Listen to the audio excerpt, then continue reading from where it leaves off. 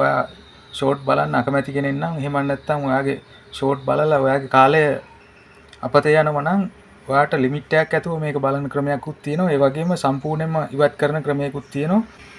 හරි. ඒකට ඔයා කරන්න ඕන මෙතන තියෙනවා අයිකන් එක. ඒක ටච් කරන්න ඕන. ඊළඟට මෙතන setting අයිකන් එක තියෙනවා. ඒක ටච් කරන්න. ඊළඟට මෙතන තියෙනවා time management කියලා. ඒක ටච් කරන්න.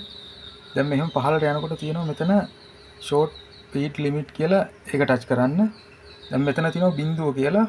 මේක මෙන්න මේ විදියට ටික් එක දුන්නොත් සම්පූර්ණයෙන්ම ෂෝට් ස්පීඩ් එක නැති වෙනවා. ඒ වගේම ඔයාලට පුළුවන් විනාඩි 15ක්, විනාඩි 30ක්, විනාඩි 45ක්, පැයක්, පැය දෙකක් මේ විදියට ඔයාලට අවශ්‍ය විදියට දවසකට අවශ්‍ය ප්‍රමාණය මෙතනින් ලිමිට් එකක් හදාගන්න. මම මේ විදියට බිඳුව තියලා මෙන්න මේ විදියට ඉවත් වෙනවා. හරි. මෙන්න මේ විදියට රිෆ්‍රෙෂ් කරාම දැන් අපේ ෂෝට් ස්පීඩ් එක සම්පූර්ණයෙන්ම නැති වෙලා තියෙනවා. හරි. නැවතත් ඔයාට මේ ෂෝට් ස්පීඩ් එක ගන්න ඕන නම් මෙතන අයිකන් එක ටච් කරන්න. ඊළඟට මෙතන සෙටින් වලින් යන්න. ටයිම් මැනේජ්මන්ට් යන්න. ඊළඟට මෙතන ටික් එක ඉවත් කරන්න. ඊළඟට බෑක් වෙලා මෙන්න මේ විදිහට රිෆ්‍රෙෂ් කරන්න.